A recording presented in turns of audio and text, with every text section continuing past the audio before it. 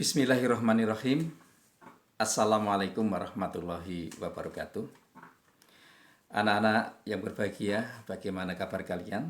Baik-baik bukan? Alhamdulillahirabbil alamin. Ya.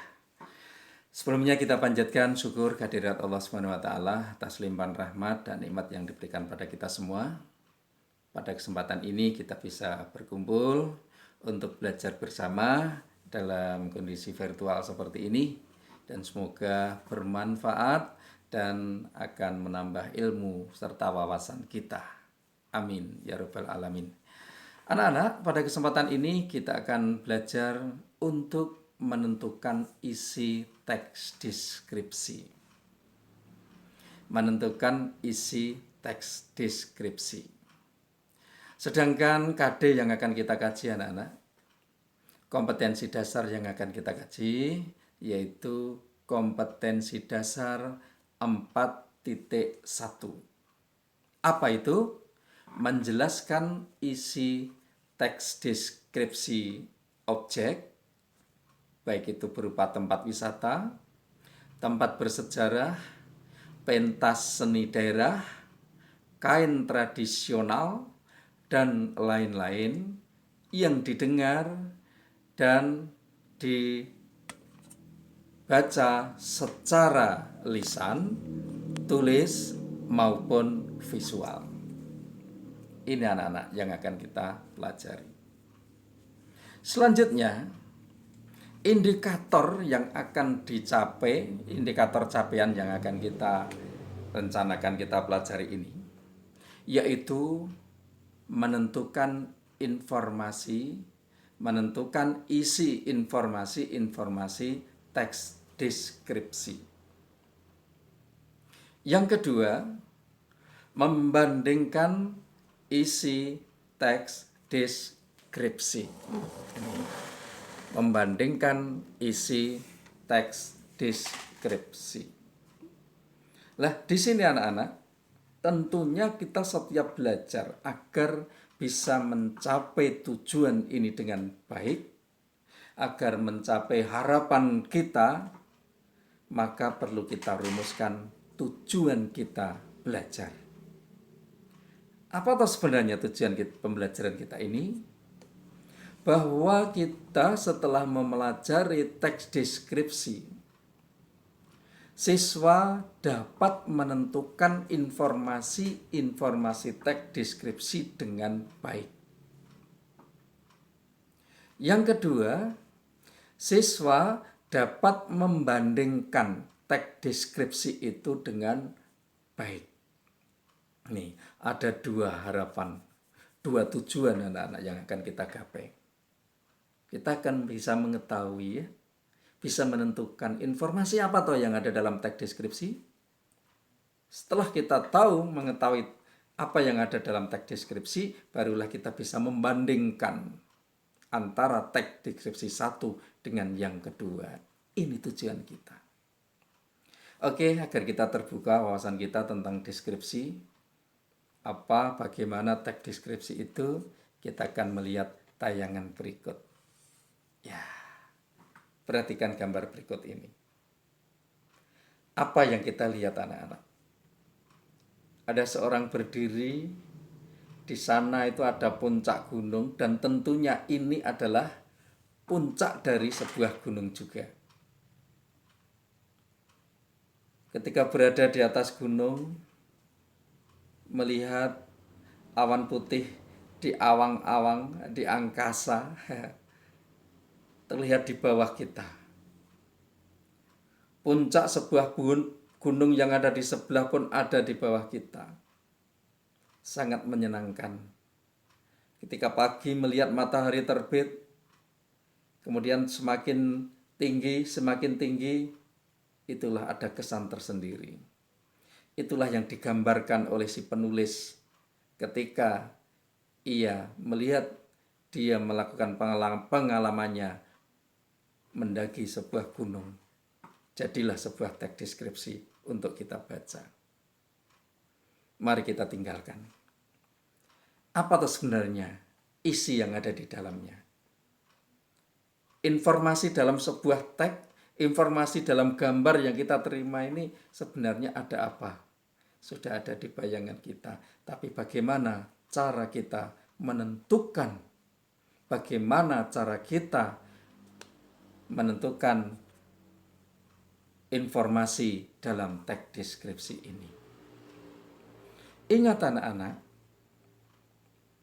kalau kita ingin menemukan informasi di dalam teks deskripsi, yang perlu kita lakukan yang pertama adalah membaca keseluruhan teks deskripsi itu.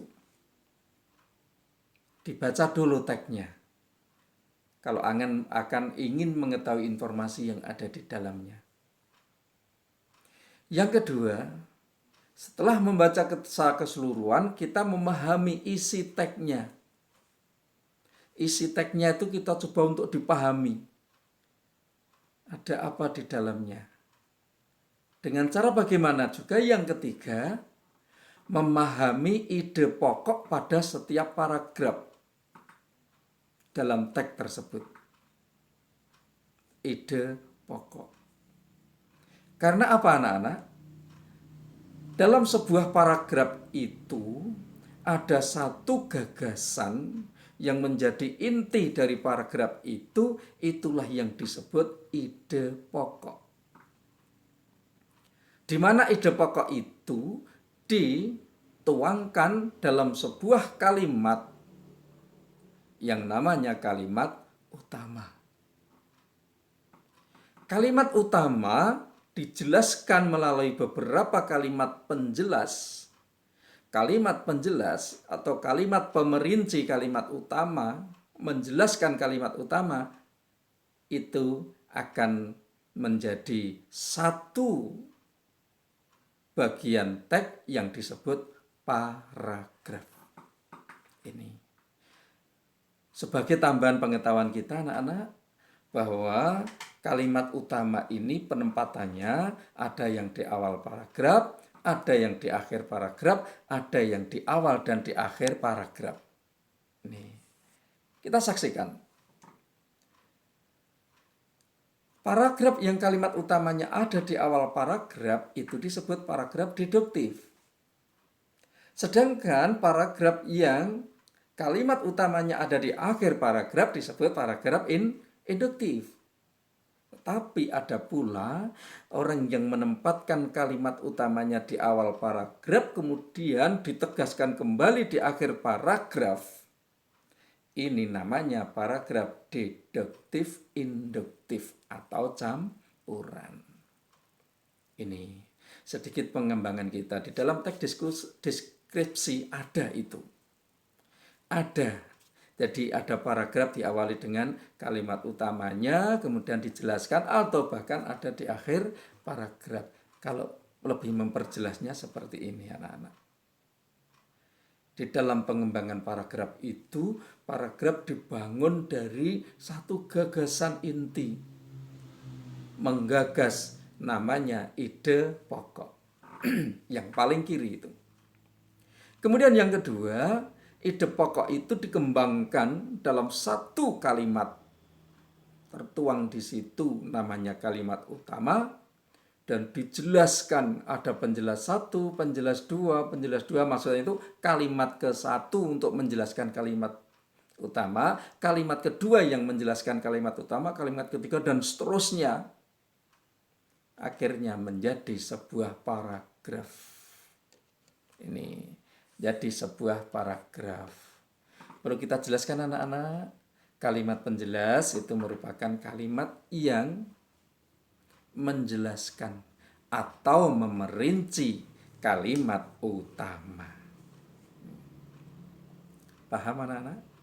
Jadi kita ketika sudah bisa mencari gagasan-gagasan pokok pada masing-masing paragraf dan tahu rincian-rincian masing-masing paragraf itu melalui kalimat penjelasnya, insya Allah kita bisa mengerti apa yang dinamakan informasi-informasi dalam teks deskripsi.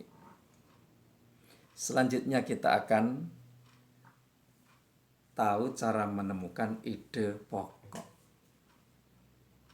Bagaimana Mas cara menemukan ide pokok itu? Kita tahu dikatakan itu ide pokok apabila menjadi sebuah peristiwa penting yang dibahas dalam paragraf itu. Dikatakan itu ide pokok atau cara mencari ide pokok, carilah sebuah peristiwa penting yang dibahas dalam paragraf. Yang kedua, ide pokok itu pasti diungkapkan dalam paragraf, disebut dalam paragraf. Dengan apa? Dengan kata-kata atau dengan frasa. Kemudian ciri-cirinya yang ketiga, kita akan bisa menemukan ide pokok di situ apabila kata tersebut diungkap berulang walaupun dengan menggunakan kata ganti. Ada 3 caranya. Kita lihat contoh di bawahnya ini. Ada paragraf. Istana Bogor memiliki arsitektur bangunan yang menawan. Istana ini dibangun pada Agustus 1974. Dahulu istana ini bernama Buitenzorg atau Sanssouci yang berarti tanpa kekhawatiran. Banyak orang mengagumi bangunan ini. Sekarang anak-anak mungkin bertanya-tanya, mengapa ada kata-kata yang diwarnai merah oleh Pak Pur? Mari kita lihat. Intinya kita cara menemukan ide pokok. Istana Bogor, kemudian ada istana ini, dan yang ketiga saya warna merah itu bangunan tersebut. Tadi saya katakan bahwa ide pokok itu diungkapkan dengan kata-kata atau frasa dalam paragraf itu. Mungkinkah Istana Bogor ini yang dinamakan ide pokok? Coba kita lihat. Ide pokok, Istana Bogor memiliki arsitektur. Kalimat kedua, istana ini maksudnya merujuk kepada kata siapa? Kata apa? Benar, kata Istana Bogor. Artinya istana ini adalah kata ganti daripada kata Istana Bogor. Kemudian kalimat yang ketiga, anak-anak. Kalian lihat yang diwarnai pada kalimat yang ketiga kata-kata apa? Ya, Istana Bogor. Ini artinya bahwa kata istana ini yang saya tulisi merah itu merujuk pada kata yang pertama, yaitu kata Istana Bogor. Artinya ini sebuah kata yang menggantikan kata Istana Bogor. Yang ketiga, dikatakan banyak orang mengagumi bangunan tersebut. Bangunan tersebut kita katakan berwarna merah. Bangunan tersebut ini maksudnya merujuk kepada apa? Ya, kepada Istana Bogor. Oleh karena itu anak-anak, bangunan tersebut merupakan kata ganti dari kata Istana Bogor. Akhirnya bagaimana? Ide pokok pada paragraf tersebut apa itu? Ya, Istana Bogor. Terus kita ketahui bahwa Istana Bogor memiliki arsitek. Kemudian istana ini dulu bernama itu. Terus banyak orang yang mengagumi. Informasi yang Anda peroleh setelah mengetahui gagasan pokoknya, mengetahui kalimat penjelasnya, bisa Anda temukan tidak informasi yang pada teks tersebut apa? Betul sekali.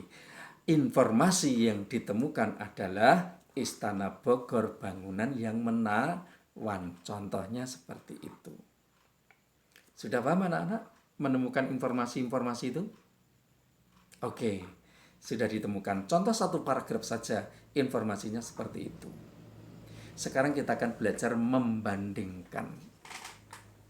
Apa yang dibandingkan anak-anak? Membandingkan teks deskripsi yang satu dengan yang lainnya. Yes. Ini membandingkan teks deskripsi. Ya Pak Pur turun. Ya. Bandingkan teks deskripsi. Membandingkan teks deskripsi ini melalui pembandingan perbedaan dan persamaannya. Kalau anak-anak nanti akan menguraikan membandingkan teks deskripsi satu dengan yang lain, bandingkanlah dengan cara menguraikan perbedaan dan persamaan. Perbedaan yang akan dibandingkan apanya? Pertama adalah topik yang dibicarakan. Kedua, rincian teks. Ketiga, pola pengembangannya. Maaf, pola pengelompokan isi. Ini ya, jadi perbedaan topik yang dibicarakan. Topiknya apa? Oh, membicarakan tentang hewan bernama sapi. Yang satunya membicarakan tentang kondisi alam. Apa? Pantai Parangtritis. Rincian teks apa? Rincian pada teks yang satu itu merinci tentang, nah ini ada kalimat utama dirinci apanya. Kalau hanya satu paragraf biasanya ini dirinci penjelasnya tadi. Kalimat penjelas atau kalimat perinci, yang merincikan kalimat utama. Seekor kucing dirinci, apa yang dirinci? Warna bulunya. Dirinci apanya? Kesetiaannya. 3 dirinci apa? Misalnya. Tuh. Yang ketiga, pengelompokan isi. Pola pengelompokan isi. Apa di situ? Warna kucing, perilaku kucing. Ini. Di Parangtritis yang dikelompokkan isinya apa? Pengelompokan isi. Airnya, ombak bergulungnya, pantainya, pengunjungnya banyak sekali. Pengelompokan itu. Nah, sekarang membandingkan dari sisi persamaannya. Persamaan apa? Cara mengembangkan isinya. Di kalimat atau di teks yang pertama, ini cara pengembangan isinya adalah menjelaskan apa. Teks yang kedua menjelaskan ini. Udah ditulis di dalamnya, di situ nggak apa-apa. Persamaan yang kedua, persamaan tentang penangkapan isi dengan menggunakan panca indera. Pendengaran, penglihatan, perasa, atau apa. Misalnya, bulu kucingku berwarna hitam pekat. Indera apa anak-anak? Betul, indera penglihatan. Mana bisa melihat kalau itu warnanya hitam? Kalau tidak menggunakan indera penglihatan. Angin bertiup ketika di tepi pantai, meniup tubuh terasa sejuk, bahkan dingin. Indera apa anak-anak? Iya, perasa. Jadi dirasakan, kita merasakan. Banyak indera-indera kita. Suara yang gemuruh menggelegar. Indera apa anak-anak? Pendengaran. Sip. Nih. Oke, berikutnya akan kita saksikan ini anak-anak. ada contoh teks. Langsung ya kita menuju ke teks ya. Jadi kita akan membandingkan ini, sudah akan membandingkan. Perhatikan kedua contoh teks tersebut. Pertama, teks 1 judulnya Blacky. Aku mempunyai kucing bernama Blacky. Dia berwarna hitam pekat dengan mata yang sangat putih. Mempunyai ekor panjang dan bulu yang halus.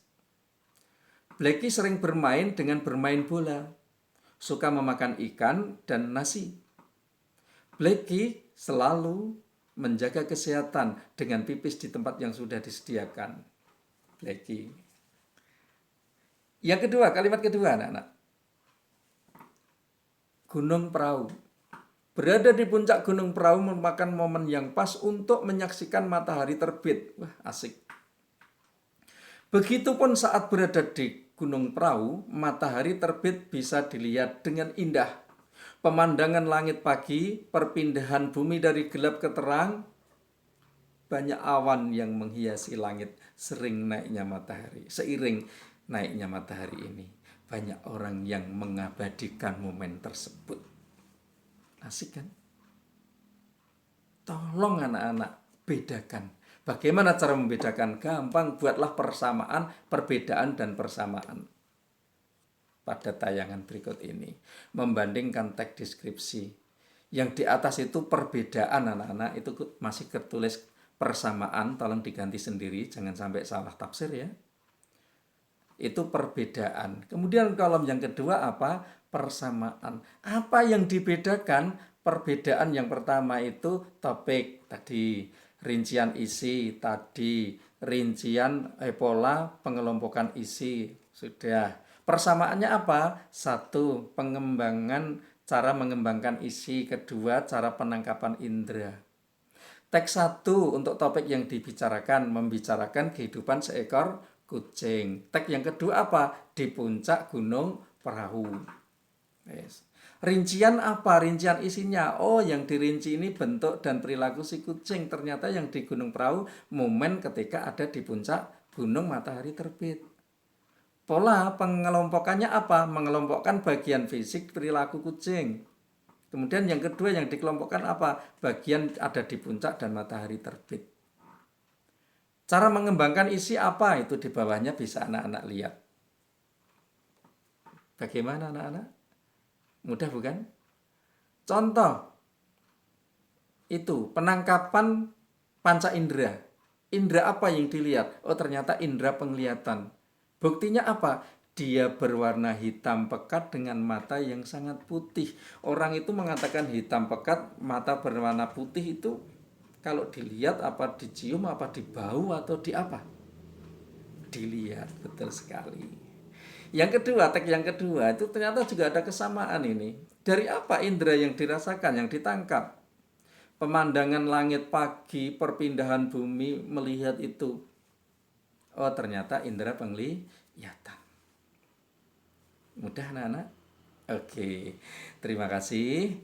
Dengan demikian dapat kita simpulkan bahwa untuk menentukan informasi di dalam teks deskripsi dengan cara membaca teks secara keseluruhan, memahami isi dan menemukan ide pokoknya.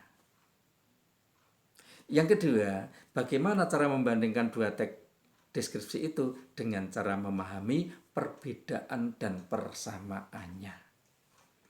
Demikian, terima kasih anak-anakku. Selamat belajar dan semoga kalian sukses selalu.